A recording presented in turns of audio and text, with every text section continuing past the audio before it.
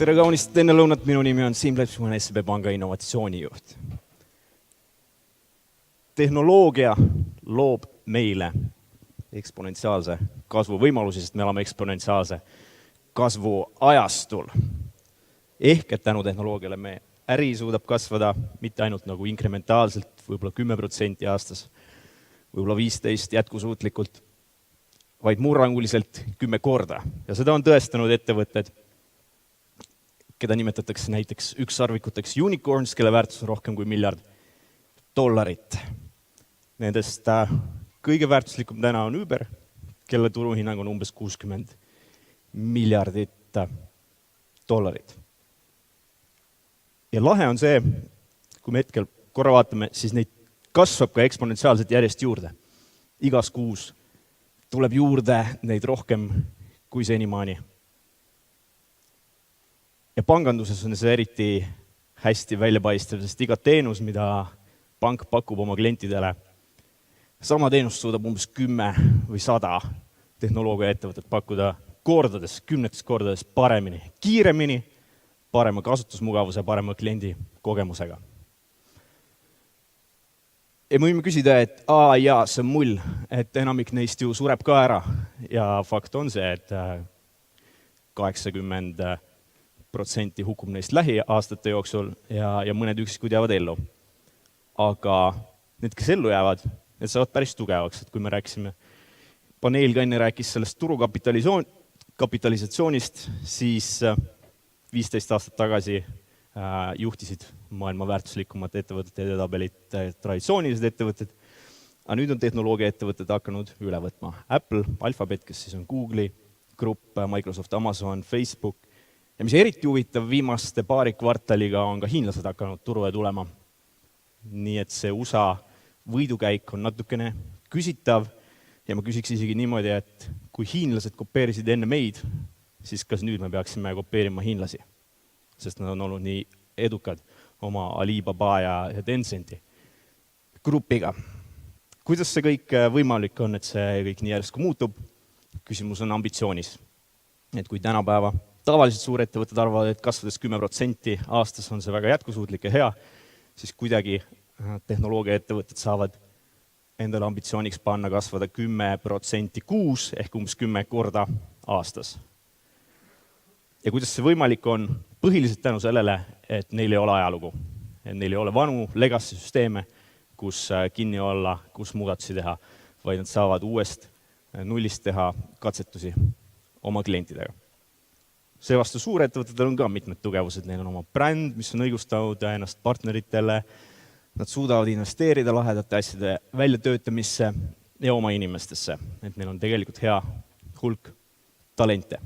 Ja ega startup ei olegi midagi muud kui ettevõtte teel suurettevõtte poole. See on lihtsalt üks faas ettevõttes, kes otsib oma seda õiget kasvuvõimalust ja tänu sellele, et nad otsivad, siis enamik nendest ei suuda seda õiget leida ja sureb ära. Aga see otsimine tegelikult, nagu Stanfordi viimane uuring on näidanud, mis tuli paar kuud tagasi välja, et need ettevõtted, kes arvavad, et nad teavad, kus see maailm on 3 või 5 või 10 aasta pärast, need tegelikult ei tea. Ja et need, kes kogu aeg otsivad, nii-öelda katsetavad ja avastavad oma äri, need on tegelikult pikas perspektiivis edukamad. Et uuriti 12 aasta jooksul üle 4000 ettevõtet 400 erinevatest kategooriast, see oli väga lai uuring. Ja leiti, et kõik edukad ettevõtted on oma äri leidnud katsetades, mitte jälgides esialgset visiooni, et ma lähen ja ma võidan selle ideega maailma ja hakkan vallutama. Aga kõik need on teinud eksperimente, samamoodi nagu Google ja Facebook oma edetabelisse jõudmise jaoks. Ehk siis võib teha järelduse, et edukad ettevõtted avastavad oma kasvuvõimalusi sprintidena, tehes teadlikke eksperimente. Väga hea raamat on Google Venturesi meeste poolt kirjutatud Sprint. Kas keegi on lugenud seda? Kas keegi on teinud mõne tehnoloogia sprindi oma ettevõttes jälgides raamatut? Kas ma saan selle ettevõtte nime, kes on seda teinud?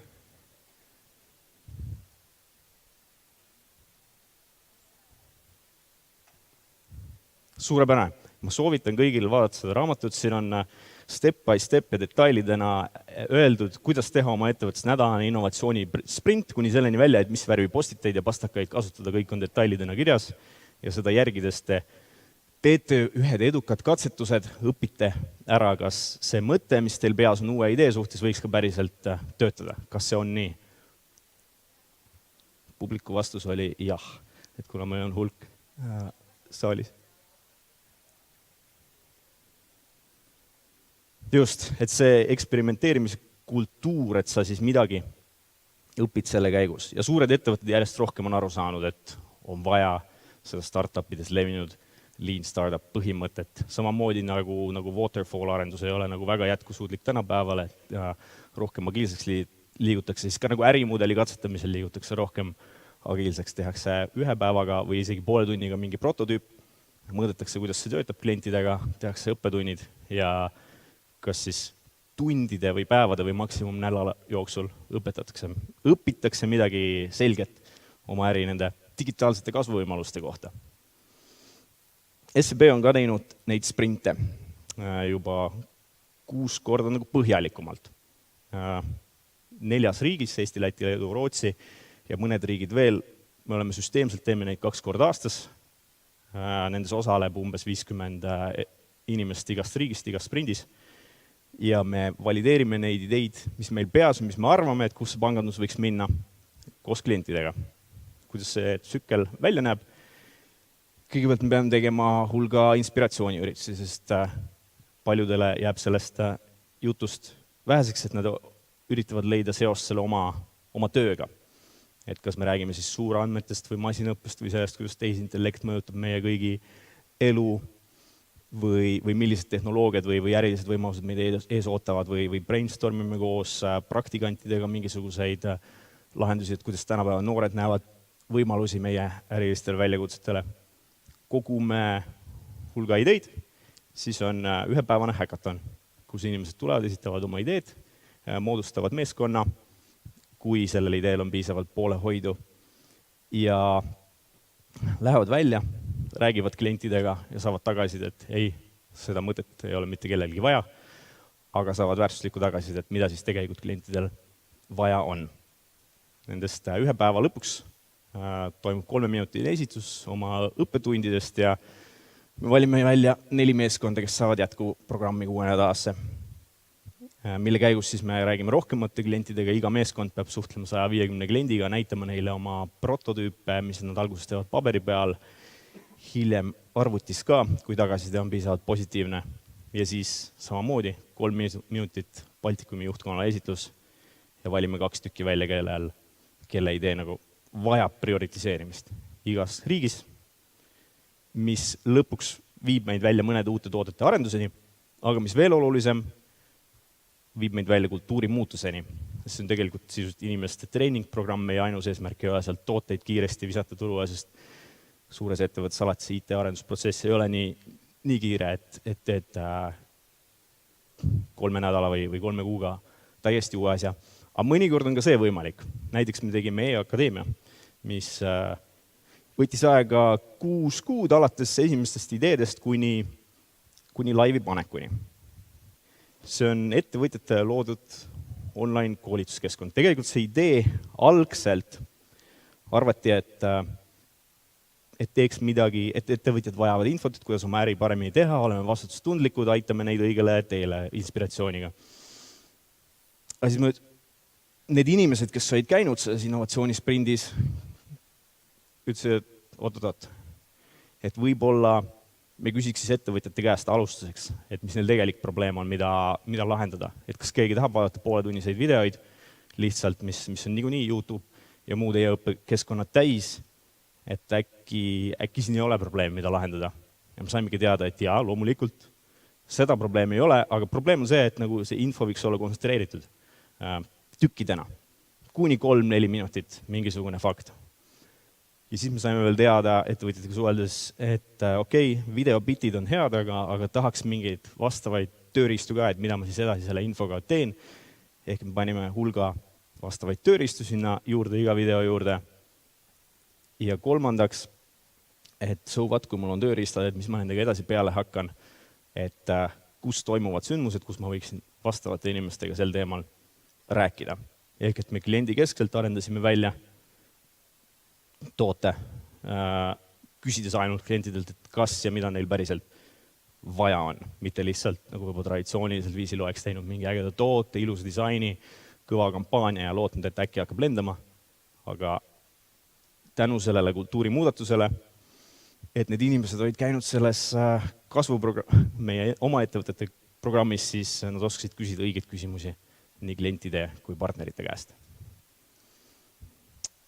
Mida me üldse innovatsioonis teeme? Meil on hästi Baltikum sünkroonis, igas riigis on see oma töötajate labor, millest ma rääkisin, kord aastas on selline suurem innovatsiooniüritus väikestele ettevõtetele, meil on Rootsis on riskikapitalifond, kes otsib fintech startup'id, kellesse investeerida ja sisuliselt sama teema töötab neil nii Baltikumis kui ka Rootsis. Mida me Eestis oleme piloteerinud veel viimase ajal lisaks sellele e-akadeemiale, mis on Leetuga läinud, esimesena tegime innovatsioonikeskuse, mis on ettevõtjatele mõeldud keskkond, kuhu nad saaksid kohe tulla, kus see e-akadeemia saaks nagu hakata elama päris elu, kus saaks toimuma midagi füüsist. Kas keegi on käinud meie innovatsioonikeskuses?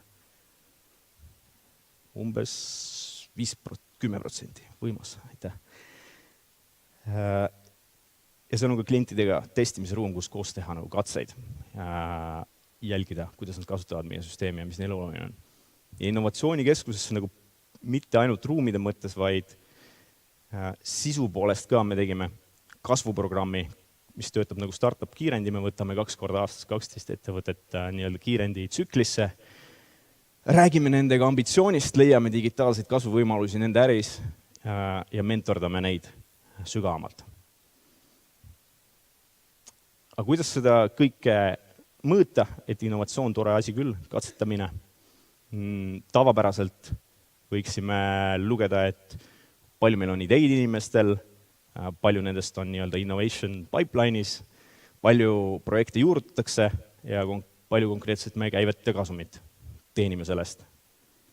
Aga meil on päris hästi, et meie juhid on aru saanud, et see tegelikult ei ole ainult ideede arvus või implementatsioonide arvus, vaid selles, et kui palju me klientidega teeme tegelikult eksperimente, kui palju me püstitame mingeid hüpoteese, kui palju me katsetame neid koos klientidega, siis tulevad välja kliendikesksed tooted, nagu näiteks e-akadeemia või videokohtumiste lahendus või seesama kasvuprogramm, samamoodi loodud koos klientidega.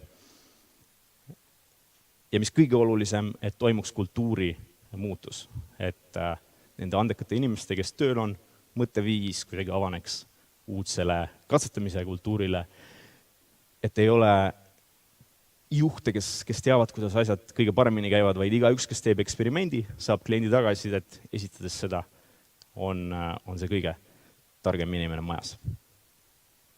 Veel kui vaadata, siis meie innovatsiooni teekond, enda teekond on ka nagu kasvanud eksponentsiaalses tempos, et me oleme järjest rohkem neid eksperimente ja tsükleid teinud ja klientidega valideerinud. Aga viimase 3 kuu jooksul tehes innovatsioonikeskuse on nagu inimesed meie majas hakanud voorima ja mis lahe, et see kasvuprogramm oli esimene lend ettevõtteid 12 tükki, kelle käive täna on umbes 250 miljonit eurot, et nende ambitsioon tõusis sisuliselt 10 korda. Ehk et 250 miljonist 2500 miljonit.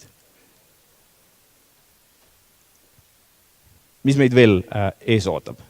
Mul olid mõned intrigeerivad küsimused selle loengu kirjelduses, et näiteks miks Tesla ise ei teinud Uberit või kas Teslad võtavad ära taksojuhtide töö. Kumb on väärtuslikum ettevõte, kas Tesla või Uber?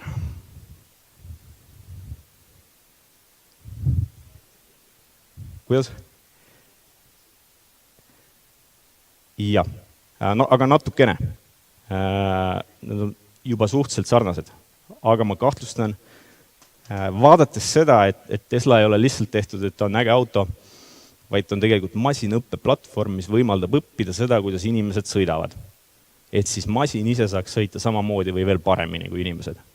Et ta on kaamerad juba täna küljes ja ta ei ole nagu ainult sõidu jaoks disainitud, vaid selle jaoks, et kinni püüda neid õppida inimese käest, kuidas juhtida autot mingitel teatavatel teedel, et siis, kui see tõesti aasta pärast, ma ütleks isegi, või paari aasta pärast tahad oma last kooli saata, siis ta suudab selle väga edukalt selle tee Jõelähtmelt või kust iganes südalinna jõuda. Ehk siis kindlasti nad võtavad ära ka taksojuhtide töö, kui nad hakkavad ise inimesi ringi vedama. Kui me vaatame nagu natukene suuremal skaalal veokid, kas nemad jätavad ka veoauto juhid ja logistikud töötuks? Jaa. Meil oli kasvuprogrammis Volvo Estonia ja meil oli üks logistikafirma, kes nuputasid, et mis me siis teeme sellega, kui me teame, et veokid täna suudavad üksteise järel kolonnis sõita ja teise konkureeriva firma veokid, kõik kaugsõiduveokid, mis müüakse, omavad teatavat nagu isejuhtimise võimekust juba täna, kõik uued veokid, et kuhu see trend meid siis viib. Ja et kas masinad hakkavad ise omavahel kõiki nagu tellimuste infot ka vahetama. Ma arvan, et see, mida see veel kaasa toob koos nagu telekomiga, on see targad liiklusmärgid, targad teed, muu see kiirem infovahetus tänu 4G-le ja kõik toimumas veel reaalajas. Aga kui me veel skaleerime seda mõtet, et okei, veokid, aga mis siis järgmine samm on, et mõtleks siin ka 10 korda, mitte 10% nagu suurenemist. Kes teab, millal esimene isesõitev kaubalaev hakkab sõitma? Praktiliselt juba sõidab. Ja. Veel aasta alguses arvati, et see saabub alles nagu 3 või 5 aasta pärast. Aga täna mehitamata laevad inimestega, ilma inimesteta rohetehnoloogia baseeruvad ka kaubaalused. Et lihtsalt see on nagu hea näidis sellest, kuidas mõelda, et äkki mõtleks suuremalt oma äri peale. Et äkki mitte nagu 10% ei kasva minu see äri, aga äkki on mingisugune ärimudeli võimalus muutumiseks, mis võimaldab kogu seda asja 10 korda kasvatada. Tehisintellektist rääkides, kes on kursis selle naisterahvaga? See on tema nimi on Aida, ta on esimene tehisintellektist klienditeenindaja SEB grupist, täna ta töötab Rootsis. Aga ta püüab eesti ja baltikumi keeli ka selgeks õppida. Ja mulle meeldis nagu see, mis teeb eriliseks see, et tal tegelikult on empaatiavõime ja emotsioonid ja oskus ka seda nagu empaatiliselt väljendada. Üks klikk, mis mul endal ära käis, temaga nagu suheldes oli see, kui ta vastas mulle, et vabandage, ma ei oska selle küsimuse sulle praegu vastata. Aga ma võin sind pöörata nagu praegu oma inimkolleegi poole, kes leiab sulle selle vastuse, siis ma õpin tema pealt, kuidas see inimene vastab sulle ja siis ma järgmine kord oskan sulle juba otse ise vastata.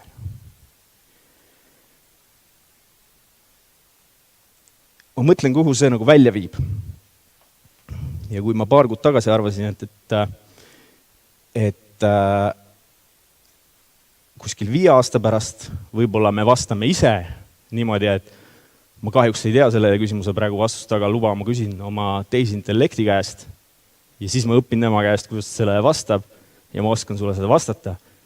Ja me tegelikult juba täna teeme seda, guugeldades ja Siri käest küsides mingeid küsimusi ja vastuseid. Ja õpime tehisintellekti käest, et me oskaks ise nagu vastata inimestele, teistele inimestele.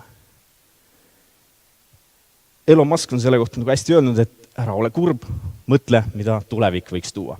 Et vaadates tema teed, talki või mõnda muud esinemist, siis see on nagu sellist optimismi, mis süstib sisse, et kuhu see maailm meid välja võiks viia.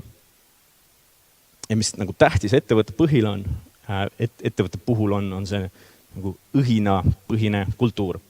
Ehk et ma näen, et kõik ettevõtted, kes täna teevad mingisuguseid eksperimente oma digitaalse ambitsiooni suhtes, need suudavad olla edukad, aga need, kes ei tee isegi, kui nad on täna edukad, siis homme nad seda kindlasti enam ei ole, sest need, kes teevad eksperimente, võtavad selle edu üle. Need tänased suured, kui nad loobuvad eksperimentidest ja jäävad uskuma, nagu mul meeldis uus väljend, mis meile hiljuti õppisin, et profitable death, kasumlik surm.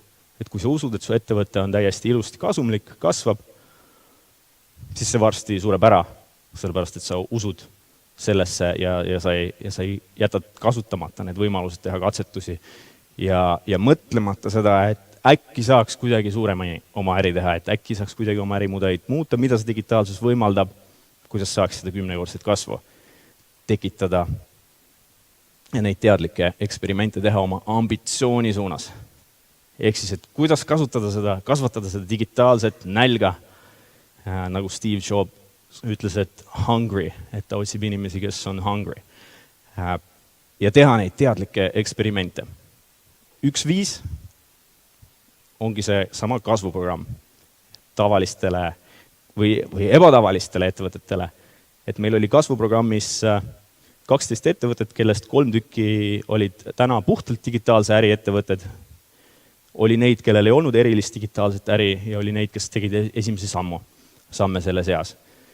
Et selle programmi mõte on anda ambitsiooni, ma ütlen ette ära, et see on tasuta, et see ei ole mingi reklaamijutt, vaid see on äge kogemus. Anda seda ambitsiooni põhjalikumalt nagu 12 ettevõttele ja programmi lõpuks on nad oma idee valideerinud klientidega, saanud esimesed vastused, et ei, see ei tööta, sest me ütleme, et keskmiselt 7 korda tuleb proovida, enne kui sa saad, et see on päris õige asi, et see on täiesti okei, et esimene katsetus, mis sa teed, mine selle eesmärgiga välja, et sa saad ei vastuse. Lihtsalt mine julgelt, küsi kliendi käest, mul on selline mõte, kas sellest võiks ärile kasu olla, kui palju sa oleks nõus sellest maksma, ta ütleb, mitte eriti palju.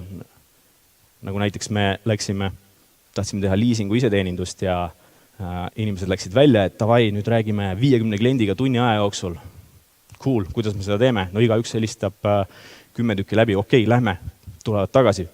Me rääkisime 150 kliendiga. Küsivad, kuidas tulemused olid? Mitte keegi ei vaja iseteenindust. Mõtlesin, väga hea, aga me õppisime sellest, see on lahe. Ja, mida me õppisime sellest? No me saime sellist ja sellist tagasisidet. Vot super, see on eksperiment, see on teadlik eksperiment digitaliseerumise suunas, et sa julged saada selle ei vastuse ja midagi sellest õppida. Ehk ettevõtted, keda me kasvuprogrammi otsime, võiksid olla olemasoleva käibega ja uskuda, et äkki neil ka kuidagi on see 10-kordne kasv võimalik oma äris. Ja see on nagu Executive MBA programmjuhtidele välja arvatud, et seal on nagu terve tiimiga osalemine, et kui sa üksinda käid, et sa ei pea hakkama seda mõtet müüma kohe teistele juhtidele, vaid sa võtad kaasa teised, kellel on müügi ja turunduse skillid ja keegi, kes selle projekti nagu päriselt hands-on ellu viiks, käid nendes töötubades kohal ja saad sellist nagu positiivset innustust, teed vahepeal kodutööd, saad mentorite käest hästi palju kriitikat, saad klientide käest kriitikat, aga õpid sellest, et teha õigemaid asju. Selle asemel, et nuputada, kas mingi asi võiks töötada. See asi 5 põhilist moodulit, kõigepealt seame ambitsiooni paika, siis räägime sellest, kuidas klienti ja turgu aru saada, et millised on su tegelikult kliendid potentsiaalis, millised on nende probleemid või nii-öelda jobs to be done, mida nad tegelevad. Teeme esimesed prototüübid paberi peal või kas või plastiliinist, nagu mõned ettevõtted tegid. Mõtleme, kuidas seda skaleerida saaks, kui me oleme klientide käest tagasisidet saanud ja siis räägime sellest, kuidas seda kultuuri ettevõtte sees muuta.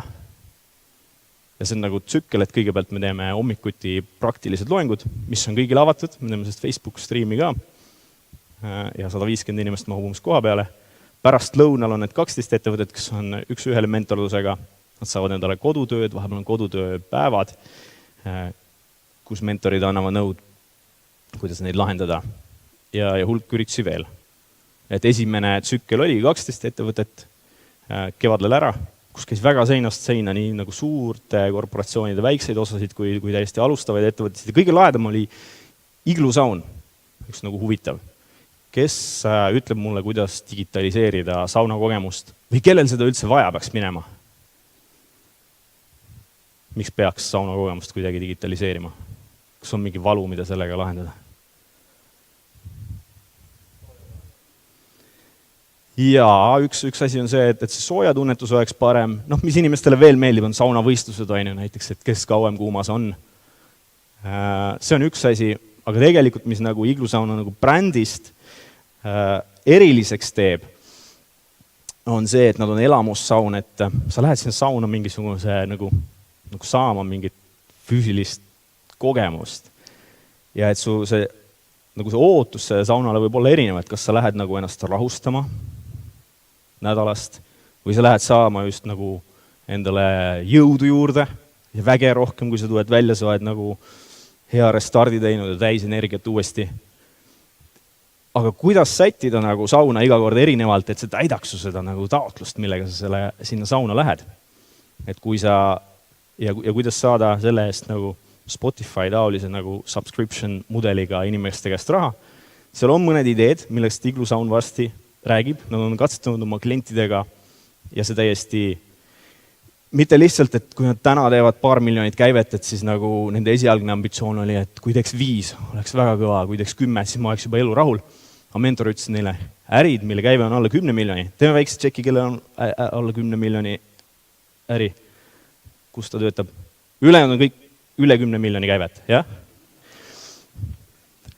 Kartsite, et saate negatiivset tagasi, et jah, mentor nuudib neid. Kõik, mis on alla 10 miljoni eurot käivet, on hobid. Räägime ambitsioonist, on ju. Kuidas saaks, kui palju sa peaksid müüma neid saunu, et saada nagu 100 miljoni euroni? Elu sees keegi ei osta neid nii palju. Või siis tõstad hinda 2 korda, paned online müüki, püüad müüa ka kuskile igale poole Jaapanisse ja Aafrikas äkki mingit turgu tekitada. Aga see ei ole nagu päris see, sest see ei skaleeru. Sa pead ikkagi neid käsitsi kokku panema ja nii edasi. Aga kui sa teed digitaalseks selle saunas käimise kogemuse ja saad selle kogemuse pealt raha küsida niimoodi, et saun ise on ainult nagu võti selle kogemuse juurde jõudmiseks, siis me räägime skaleeruvast ärimudelist. Ehk et kuidas saab väga traditsioonilist ärist teha väga digitaalse äri. Või teine näide on nagu Omniva, kes näeb, et nende e-arvete lahendus, Omniva on ka paki liigutamine, pluss see on eraldi nagu üksus, kes tegeleb digilahendustega. Muuhulgas e-arved, et kuidas saada see nagu paremini toimima. Ja nemad said ka kasvuprogrammist nagu kavalaid tööriistu ja mõtteid selle jaoks. Järgmine tsükkel algab kohe-kohe. Järgmise teisipäevani on võimalik kandideerida ja need 5 avalikku moodulit on kõigile avatud. SCP kasvuprogramm pannes Google'isse, me valime välja nagu batchi nagu 12 ettevõttest, kelle äri nagu ägedalt ümber pöörata. Anda see ambitsioon, need tööriistad digitaliseerumiseks, tuua kogu oma meeskond sinna kohale ja raputada oma äri, tehes neid teadlikke eksperimente digitaalse ambitsiooni suunas. Ja meil on veel 7 minutit lausa küsimusteks, vastusteks või siis varajasele lõunale jõudmiseks. Minu poolt praegu kõik, aitäh! Aitäh, Siim! Ei pääse sa kuhugi. Kas keegi on tõesti suutnud juba Aafrikasse sauna maha müüa või? Nad on suutnud Igloo Saunu nii Aafrikasse kui Jaapanisse saatnud sauna. Ja 100 miljonit on koos juba või? 100 miljonit veel koos ei ole, jah. Muide, mis puudutab seda tehisintellekti, meil on siin kena ühine nimetaja tekkinud juba tänasel päeval, siis kas tõesti teenindaja, kes annab vastuseks, et ma ei tea seda vastust ja suunab siis inimteenindajale selle jutuks, see on siis empaatiavõimeline tegelane. Ta on ju programmeeritud vastavalt. Selle Aida puhul on lahe see, et ta saab aru nagu ta saab aru su hääletoonist ja kontekstist, et kas sa oled pahase häälega küsid seda või nagu rõõmsalt ja vastavalt siis reageerib ka. Et neid ei ole väga palju, kes seda nagu empaatiat tunnetaks. Aga ma just, kui Ville enne paneelis rääkis, et inimesel on ju, tähendab, et inimene ei peaks liiga palju laskuma emotsioonidesse, siis minu meelest emotsioonid on just see vahend, kuidas sa saad ennast rikkalikumalt väljendada ja seda nagu konteksti anda. Ja kui see robot ka nendest emotsioonidest aru saab, et siis ta suudab oluliselt rohkem seda. Ehk siis, kui sa oled küsides pahane, siis ta on seda leebem sinuga, kas nii või? Jah, et ta võtab vastava nagu hästi, näiteks, et kui sa oled hästi kurjalt küsid, et siis ta nagu hästi rahulikuks tõmbub, et palun vabandust. Ja isegi kui sa suhtleda kaua aega, siis ta hakkab ka nagu ringi vaatama, et kas ma olen siin niisama või keegi tahab muga rääkida. Mida kliendid ütlevad selle kohta? Saavad ikka aru, et neil on seal mingisugune tehnoloogiline moodustis vastas? Seal Rootsis on jah, ta nii hääletuvastusega samamoodi kasutusel ja maja sees samamoodi kasutusele, et see hääl on üsna ehtne, ega ta päris ära veel ei peta, aga see ei ole ka, see chatbotide teemal on üldse nagu huvitav. Teised pangad on ka proovinud oma chatbote teha, aga kui need on hästi nagu primitiivsed, siis tegelikult inimesed nagu pettuvad selles kogemuses, et ta ei osanud mulle vastust anda, et ma rääkisin nagu robotiga, aga küsisin inimkeeles mingi küsimuse, aga ta ütles mulle, et jälle, et 5 valikut, et mis sa teha tahad. Aga kui sa sead selles ootuse nagu õigesti, ütle, et ma olen nagu loll chatbot, ma teen funilt nagu, proovin sind kuidagi aidata, aga tõenäoliselt ma varsti failin, suulan sind inimese juurde. Et siis see ootus on nagu ka inimesel, see kliendi kogemus on positiivsem. No siin on natuke juttu ka inimeste muutmisest, et kas me suudame kirjeldada, milline näeb välja siis juba muutunud mõtlemisega juht, mis tundus, et on kõige sellisem kõvem resultaat veel. Et mis teda iseloomustab? Üks nagu hea küsimus, mis muutunud mõtlemisega juht küsib, on see, et okei, aga mitme kliendiga sa sellest ideest rääkinud oled ja mis nende tagasiside on. Mitte see, et ma ütlen, ei, see ei tööta sellepärast, et vaid et see, kes küsib, et millist tagasisidet sa klientidelt oled saanud, et see mõte on hea või vajalik. Et alati on lihtne 10 põhjust leida, miks ei saa, ei, ressurssi ei ole, aga kui sul on see empaatia, küsimaks nende eksperimentide kohta. Hiljuti oli üks suurepärane suur konverents, üks suur Eesti energeetikafirma pani oma juhid lava peale ja küsiti ka ühe härra kes seal lava peal oli, et mitu korda sinu töötaja eksida tohib. Ta vastas 2. Küsimusele, mitu ta ise tohib, tuli kõigepealt kõva aplaus ja siis ta omavahel ütles pärast 1, mis tähendab, et ideaaliks on ikkagi eksimatu mees. Selliseid juhte on meil palju tegelikult veel. Ma arvan, et need ei ole väga jätkusuutlikud, need, kes ei näe seda. Aga näed ametis juba 35 aastat, nagu selgus. Hea küll, vaatame need küsimused üle, mis saalist on tulnud. Mis tooted, teenused te veel lisaks E-akadeemial olete edukalt, meil siis uus tegusõna nüüd sprintinud? Kõige esimene tegelikult katsetus oli digikassaga, mida paljud kasutavad ja säästavad 10 miljoneid eurosid iga aasta oma mikromaksete pealt. Ehk siis, kui sa teed nagu lõuna maksab sul 4,50 näiteks, siis summa ümardatakse üle poole, see 50 senti, mis alles jääb, sa saad omale säästu hoiusele panna. Ja inimesed nagu hästi koguvad sellega raha. Terminitest veel, te räägite palju innovatsioonist ning start-upide toetamisest, kuna eelkõige on SEB ikkagi pank, siis kuidas seletate seda, et uued väikeettevõtjad peavad arenemiseks ja kasvamiseks pöörduma kas EAS-i või lühiajaliste laenude pakkujate juurde, sest suurpangad lihtsalt saavad kaela murdvaid termineid alustavale ettevõttele? Ma olen sellega nõus, et alustavate ettevõtjatele kõigile ei suuda kõik pangad pakkuda personaalset klienditeenindust ja aru saada nende sellest probleemist. Isegi Aida ei vitsi jamada. No selle kallal me töötame, et ta jõuaks sinna. Saadaks EAS-i siis? Kas just EAS? EAS on ka öelnud, et nad positsioneerivad ennast ringi nagu pigem ettevõtete kasvatamise kui alustavat ettevõtet. See teed huvitav küsimus, mille kallal te siis täpselt töötate, kuidas paremini ära öelda või ikkagi teete mingisuguseid uusi teenuseid? No näiteks sellest, et kuidas aru saada, et üks asi, mida see E-akadeemia alustava ettevõtja puhul üritab õigesti suunata, et sa mõtleks kõigepealt õigesti oma ärimudeli peale, et kuidas seda paremini nagu paika sättida. Et nagu me liigume järjest rohkem sinna poole, et anda kliendile nõu, mitte olla see reaktiivne, see, et mul on selline plaan, on siis 1 lehekülg või 20 lehekülge ja siis üritada aru saada, et kas siin on mingit jumet, vaid nagu koos seda plaani välja töötada või anda sisendit selle jaoks, et seda välja töötada. No kui teile tullakse pakkuma seal ennast, et tahaks ka näiteks nüüd tulla sinna teie väikesesse inkubaatorisse, siis mis saab nagu otsustavaks ikkagi või siis läheneme teiselt poolt, milliseid vigu enamasti tehakse, mis saavad saatuslikuks sinna mittepääsemiseks?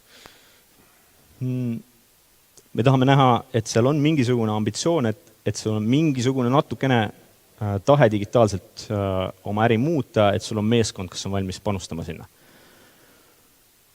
Kellele me ei oleme öelnud, eelmine kord oli ka 20 tahtis kohe programmi tulla, 12 saime võtta, sest enne nagu promo ei teinud ainult valitud ettevõtetele, nagu sest see oli esimene nagu piloot. Me ei olnud kindel, kas see töötab ja sellepärast me väga palju ei kaagutanud, aga nüüd me oleme täiesti kindlad, et see töötab, sest on kasu ettevõtetele. Kelle me välja jätsime näiteks, et kui ta tõesti nagu me ei näe, et seal oleks mingi tahtmist midagi innovatiivsemalt teha, et nad tahavad lihtsalt kuidagi nagu natuke rohkem raha teenida ja seal ei ole muud ambitsiooni peale selle. Et siis me küsime väikest motivatsioonikirja selle juurde, et sealt aru saada, et kas meil on hea fit, kas me saame koos nagu potentsiaalse edulu. No ilmselt need 12 lõpuni ka sõelale kõik ei jää. Kukuvad ära. 12 lõpetasid kõik, me lõpus ka pitchi üritus, aga aga jaa, nad tegid erinevas tempos progressi ja me teame, et kui me 10 tükki võtame, siis on okei, et tegelikult kui me 2 tükki tulevad, siis päris head edulood, mis 5 aasta pärast on tõesti nagu suured ärid. Et ülejäänud vast saavad hea kogemuse. Saal küsib veel häid soovitusi startupidest, mõni raamat äkki lugeda. Clayton Christensen on üks hea mees MIT ülikoolist. Tema asjad on päris head. Mul ei ole nimedega nii hea mälu. The Lean Startup on Steve Blanki õpik Startup Owners Manual, sellised vanakooli klassikud. Aga Clayton Christensen on üks, kes nagu viimase aja kirjutanud head uut värskendavat materjali. Teie potentsiaalne klient nogib natukene veel. Kas eksperimentides analüüsitakse ka klientide reaalset käitumist, mitte vaid hüpoteetilist, kas kasutaksid? On siis jutt liisingust või milleski muust? Sellepärast me alguses küsime niisama, siis me näitame klientidele paberprototüüpi, saame selle tagasisidet, vaatame, kuidas ta nagu käega neid klikiks, siis me näitame digiprototüüpi, saame selle tagasisidet, kuni lõpuks selleni välja, et me analüüsime nagu kvantifitseeritult seda digiprototüüpi, vaatades, kuidas inimesel ekraanil silmad liiguvad ja nii edasi. Ja muidugi, nagu me osadele ettevõtetele õpetame ka mingeid asju nii-öelda, et fake it, mitte alati fake it ili make it, aga teatud olukordades teha nii-öelda smoke test, et panna üles nagu mingi nupp, kas klient on valmis nagu raha maksma mingi asja eest ja kui ta tõesti on, kui palju sinna vajutab, kui palju selle ülekande on valmis nagu tegema, et saada aru, et kas see on mingi väärtus kliendi jaoks. No härrad, kes siin enne tugitoolis istusid, tõid ka ju välja selle tõe, mida me ammugi teame, et midagi ei tehta ju inimese heaks ja rahva jaoks ja organisatsiooni jaoks, ikka oma kasu jaoks ja keegi saalist on ka läbi ammustanud, et mis on SEB huvi nende startupide kutsumisel tulevane maksejõuline klient X, antakse ka vastuse variant number A, mis on ka viimane ütlesin. Kutsumisel, jaa, ma eristaks erinevaid segmente. Üks on fintech startupid, kellega me tõesti tahame teha koostööd ja kellega me näeme, et me ei suuda neid kõiki miljonit teenust ise nii hästi välja arendada, kui mõned tugevad fintechid. Nendega teha koostööd, siis need alustavad ettevõtjad, kes tahavad kas traditsioonist või vähem traditsioonist äri teha. Jah, me usume, et sealt nagu kasvab nende äri ja meiega koos. Ja siis teine, kolmandaks need ettevõtted, kellel juba on paar miljonit käivet, aga kes mõtlevad, et äkki saaks kuidagi suuremalt. Et siis ma usun, et sealt ka nagu tekib see majanduskasv kokkuvõttes. No siin on veel suhteliselt spetsiifilisi küsimusi, aga kui saab lipsust, lipsu ei ole, jah? No kui saab kraest kinni, siis saab ka veel pärast seda väikest jutuajamist need küsimused ka küsida. Aitäh, Siim! Tänud! Suur tänu!